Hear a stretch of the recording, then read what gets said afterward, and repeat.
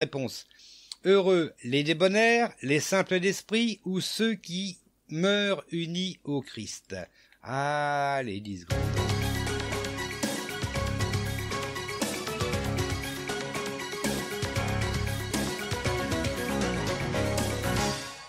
Qui meurt Qui au Seigneur. Voilà, exactement. Ah oui, c'est un petit peu... Parce que c'est vrai que dans les... C'est dans le Nouveau Testament, on lit effectivement heureux les débonnaires, les simples d'esprit, etc. Mais là, non, c'était pas le cas. C'est ceux qui meurent unis au Christ. On en parle aussi, d'ailleurs, dans les évangiles, de ceux qui meurent unis au Christ. Alors, du on va 11 lire ça. au 13. Du 11 au 13. La fumée de leur tourment, donc ça fait toujours suite au 9 et au 10. La fumée de leur tourment s'élèvera à perpétuité. Quiconque adore la bête et son image, quiconque accepte la marque de son nom ne connaîtra aucun repos, ni de jour, ni de nuit. C'est là que les membres du peuple de Dieu, ceux qui obéissent aux commandements de Dieu et vivent selon la foi en Jésus, doivent faire preuve d'endurance. Vous voyez, on retrouve à nouveau l'épreuve d'endurance. Puis j'entendis une voix venant du ciel me dire « Écris ». Heureux dès à présent ceux qui meurent unis au Seigneur. Oui, dit l'Esprit, car ils se reposent de toute la peine qu'ils ont prise, et ils seront récompensés pour leurs œuvres. Et là, fatalement, on pense à tous ceux qui sont tués actuellement encore, dans certains pays, qui sont égorgés, brûlés, fusillés, enfin bref, toutes les morts possibles et inimaginables, et dans un certain nombre de pays. Voilà, en tout cas, faut toujours prier pour eux, parce que bon, c'est vrai que, pour moi, ce sont les... Là, on parle des 144 000. Est-ce que ça serait pas aussi eux, quelque part? Mais bon, s'il y a quand même eu plus de 144 000 personnes qui sont mortes, malheureusement d'ailleurs. En général, moi, je prie pour tout le monde. Voilà, voilà. Mais bon, c'est bien d'avoir un petit zoom sur certaines choses, et notamment donc tous ceux qui sont persécutés, même s'ils meurent pas, mais tous ceux qui sont persécutés à cause de leur foi. Et Dieu sait s'il y en a. Je l'ai vu encore, il y a pas longtemps là sur Twitter, il y a quelques heures encore, des personnes qui ont été mises en prison parce qu'elles refusaient de renier Christ. Voilà, elles sont en prison pour des années parce qu'elles ont refusé. Alors, vous savez, on devrait nous aussi s'interroger, parce que si on était menacé de prison ou pire de mort parce qu'on refuse de renier Christ, est-ce qu'on le ferait? Je sais pas. On sait pas. Voilà, c'est souvent quand on affirmer. C'est souvent quand on est mis sur le fait accompli qu'on se rend compte c'est vrai qu'avant... De toute façon, celui qui peut affirmer une telle chose, je suis pas convaincu qu'il le ferait, toi. Je sais pas. Moi, je préfère dire je sais pas. Ah oui, moi aussi. Plutôt que d'être sûr de faire quelque chose que je ne suis pas sûr de faire. Et une chose importante, ne promettez rien à Dieu que vous ne pouvez tenir, parce que ça, à mon avis, il va vous le reprocher quand même. Voilà. Le temps passe, dis donc. Oh là, oui. Ouais. Faudrait peut-être que je me dépêche un petit peu, moi. Alors, il reste 3 questions. Celui qui ressemble à un fils d'homme siège sur un trône, une nuée ou un temple. Celui qui ressemble à un fils d'homme siège sur un trône, une nuée ou un temple. Ah ben, qu'est-ce qu'on alors?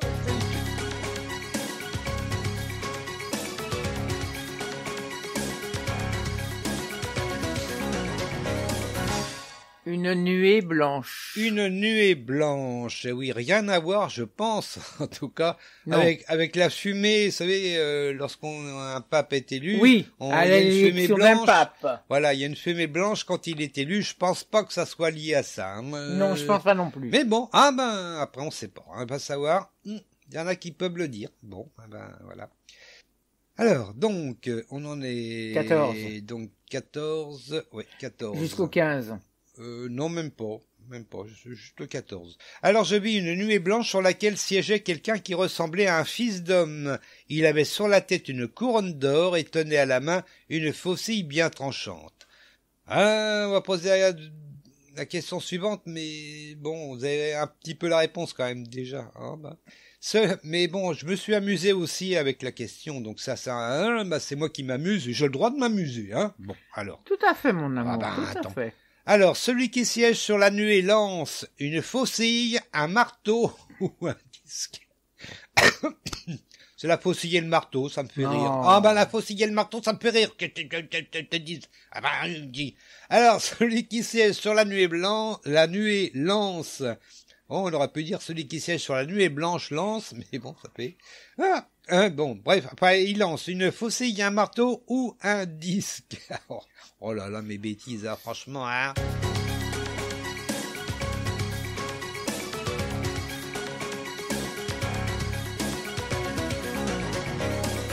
Alors, la faucille, le marteau ou le disque? Qu'est-ce que tu lance répondrais? ta faucille et moissonne. Voilà, et oui, la faucille, c'était une bonne réponse. Oh, bah, on va applaudir de quoi? Oh, bah, on va le faire. Ah, parfait. Allez, hop.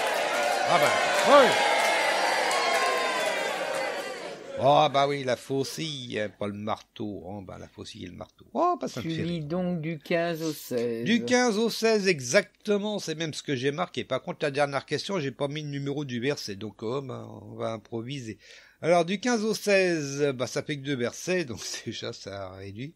Puis un autre ange sortit du temple, criant d'une voix forte à celui qui siégeait sur la nuée, « Lance ta faucille et moissonne, car l'heure est venue de moissonner, et la moisson de la terre est mûre. » Celui qui siégeait sur la nuée lança sa faucille sur la terre, et la terre fut moissonnée.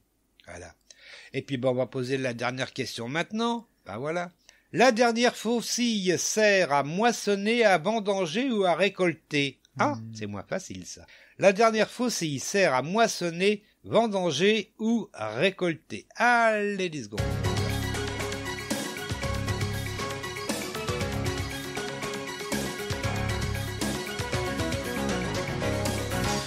Vendanger. Vendanger, me dit-elle entre ses dents. Ah bah ouais, c'est bien.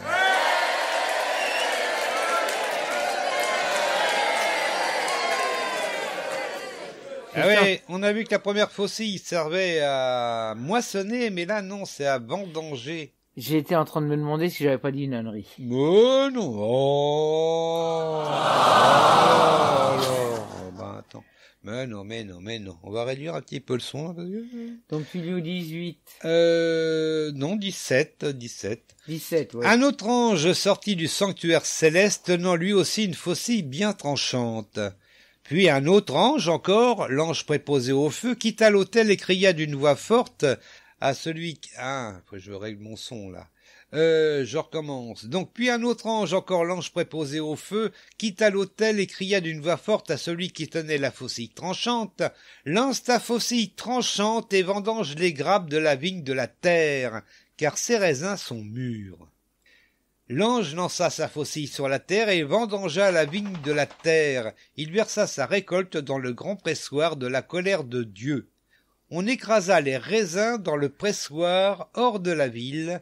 Le sang en sortit si abondamment qu'il atteignit la hauteur du mort des chevaux sur une étendue de 1600 stades. Alors, je l'ai plus à l'écran, mais j'avais été voir un petit peu ce que c'était un stade, donc c'est une mesure qui représente à peu près 185 mètres. Voilà, un stade. Hein. Donc là, il y en a 1600. J'ai pas fait le calcul, mais bon, voilà. C'est 1600 fois 185 mètres. Voilà. Ah bah je vais le faire rapidement, tiens. Oh bah, ça m'amuse. Donc on a dit 1600 fois, hein. Oui. Multiplié par 185 mètres. Voilà, donc ça nous fait 296 000 mètres. Voilà. Hein. Ça fait grand, hein. Ah bah ça fait grand, hein. Et comme ça, divisé par 2, ça fait... Ah, il me semblait bien. On arrive à 148 000, donc pas loin des 144 000. Hein, c'est curieux ça, hein. 4, tiens. Bon, il y a un écart quand même de 4 000. Ah bah quand même. Bon. Et ben voilà, on a terminé le verset 14. Le verset 14, le chapitre 14. On a vu le 13 et le 14. Donc, logiquement, la semaine prochaine, on verra le 15 et le 16. Je rappelle qu'il y a 22 chapitres dans Apocalypse. Eh ben, on les fera les 22. Eh ben oui. Et puis, quant à nous, on va peut-être s'écouter un petit peu de musique avant de se quitter. Et puis, non. Non. Ah oui, il y a oui, je suis bête, moi. Il y a la question de peu trop de l'éternel. En plus que Martine, elle doit avoir sans doute la bonne réponse. C'est pour ça qu'elle voulait pas que je l'oublie. Attends.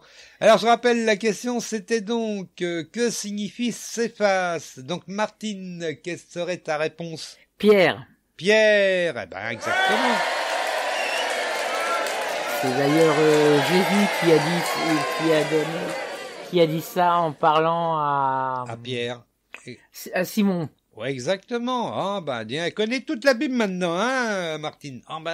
Évidemment, c'est dans Jean, chapitre 1, au verset 42. Alors, je vais vous lire 41-42. Il alla tout d'abord voir son frère Simon et lui dit, « Nous avons trouvé le Messie », ce qui veut dire le Christ. Et il le conduisit auprès de Jésus. Jésus le regarda attentivement et lui dit, « Tu es Simon, fils de Jonas. Eh bien, on t'appellera Céphas, ce qui veut dire Pierre. » Voilà. Donc, Pierre est la signification de Céphas.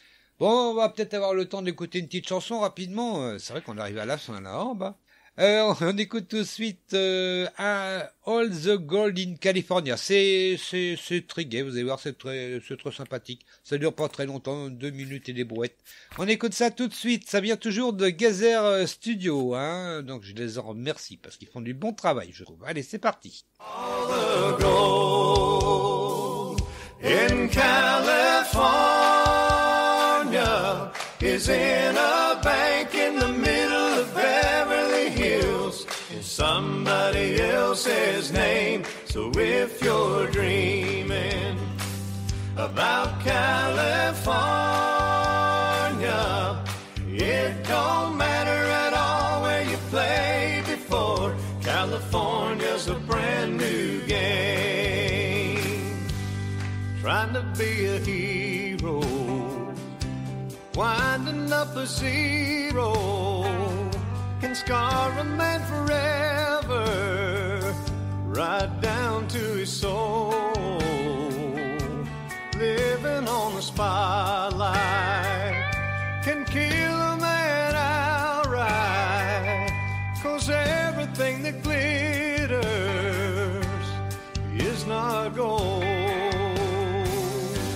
And all the gold in California is in a bank in the middle of Beverly Hills, in somebody else's name. So if you're dreaming about California, it don't matter at all where you played before. California's a brand new game.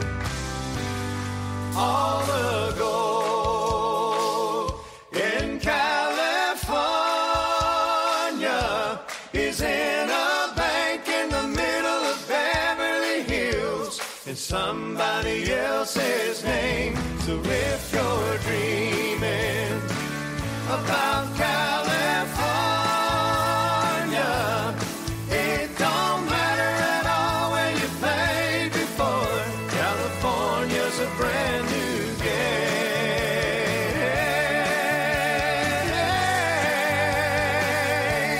A brand new game.